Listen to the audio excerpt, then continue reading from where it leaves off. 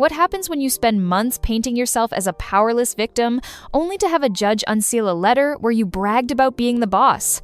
I don't know, but Blake is about to find out. There is a specific kind of panic that sets in when a celebrity realizes the federal court system doesn't care about their Instagram aesthetic, and Blake Lively is currently feeling every single ounce of it. You see, up until yesterday, this entire situation was a game of public perception, a game of leaks, carefully placed sources, and narrative control before the truth could even put its shoes on. In December 2024, her legal complaint made its way into the New York Times almost immediately, shaping public opinion before the opposing lawyers had even fully responded. That is a power move. That is a woman who believes she owns the board. But yesterday, Judge Liman looked at the board, looked at Blake, and essentially flipped the entire table over. He issued a 16-page order regarding the sealing requests from both parties. Now, for those of you who don't spend your evenings refreshing Pacer dockets, a sealing request is basically a celebrity saying, "Hey judge, this evidence is super embarrassing. Please don't let the peasants see it." Usually in high-profile cases, judges are somewhat lenient. They value privacy. But if you are keeping score at home, you need to grab a red pen and draw a massive F on Blake's report card. She lost. She lost badly. She lost in a way that suggests the judge is actually annoyed by the audacity of her requests. Nearly everything she tried to hide under the guise of third-party privacy is about to become public record. And the timing? The timing is nothing short of a comedic tragedy for her PR team. We are staring down the barrel of a deadline, 5 days before oral arguments begin on Wayfarer's motion for summary judgment. 5 days before Blake has to argue her own motion for spoliation sanctions, which is a fancy legal term for "I think you deleted evidence." But here's the thing. She has to argue that motion in open court while the entire world is reading the very documents she fought tooth and nail to bury. Merry Christmas in January, everyone! The great unsealing is upon us, and the contents of this Pandora's box are going to rewrite the entire history of this lawsuit. But before we get to the deadline, and I will get to the specific date and time you need to set an alarm for, we need to talk about the nice guy. We need to talk about the man who has been hiding behind his wife's lawsuit like a paintball player using his spouse as a human shield. Ryan Reynolds. For months, Ryan has been the ghost in this machine. He is allegedly the one who marched into a room and confronted Justin Baldoni while Taylor Swift and Hugh Jackman watched like it was some surreal gladiator match. He is allegedly the one whose powerful agent at WME helped orchestrate the agency, dropping Baldoni as a client. But legally, Ryan isn't a party to this lawsuit. So, Blake's legal strategy was actually quite brilliant in its simplicity. Claim third-party privacy. She argued that because Ryan isn't in the lawsuit, every text, every email, every communication involving him should be sealed forever. It was a get-out-of-jail-free card. Judge Liman didn't buy it. He reviewed a stack of exhibits detailing private communications between Ryan Reynolds and powerful figures at William Morris Endeavor and ordered the material unsealed.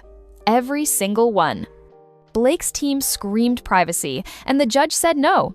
WME, the agency itself, filed a separate motion begging to keep these sealed, arguing their employees didn't know what happened on set. The judge denied that too. So why does this matter? Because we are about to see the man behind the curtain. Think about the Ryan Reynolds brand for a second. It has been impenetrable. He was America's sarcastic sweetheart, the self-deprecating husband, the guy who roasts himself before you can. That persona is a billion-dollar industry. It sells gin, it sells cell phone plans, it sells soccer teams. But the discovery process does not care about your brand equity. We are about to see the real-time conversations about dropping Justin Baldoni. We are about to see the coordination between Ryan and his agents while his wife was allegedly being harassed on set. We are going to see the machinery of Hollywood power in raw, unedited text format. And I have a sneaking suspicion that the guy in those texts isn't the same guy making jokes on Twitter. That carefully constructed mask is about to meet the pavement. But if you think Ryan's exposure is bad, wait until you hear about the PGA letter. This is the part of the story where the irony becomes so thick you could cut it with a knife. This is the chef's kiss of legal backfires. Let's rewind a bit. Blake Lively was hired to act in It Ends With Us. That was the job description, actress. But somewhere between the first table read and the final cut, she decided that wasn't enough. She decided she deserved a producer credit.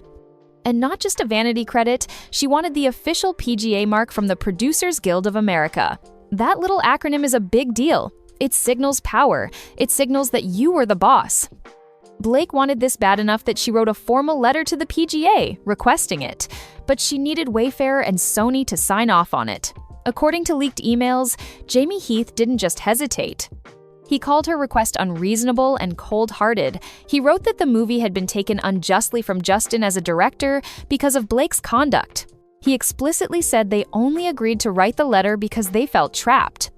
He claimed Blake continues to hold a threat over our heads, and every time we try and hold a line, she uses that threat either directly or indirectly to get us to fold.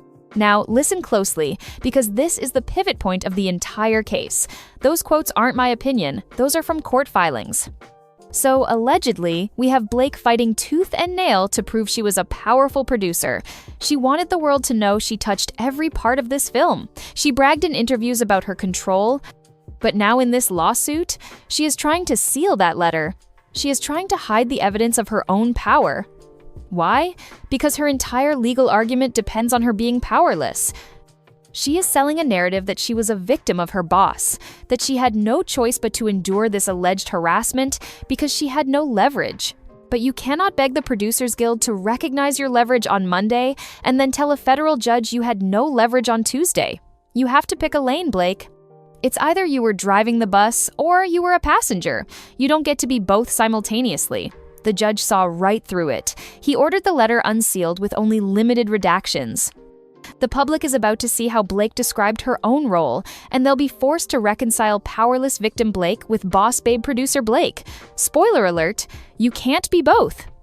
And just when you think the hypocrisy has peaked, we arrive at the issue of the addresses. This is the most delicious, savory irony in the entire 16-page order. Privacy for me, but total exposure for thee. Blake's legal team filed documents in this case that included Justin Baldoni's and Jamey Heath's home addresses unredacted, their new addresses, where they sleep, where their families live, just sitting there in public court filings for any stalker with an internet connection to find.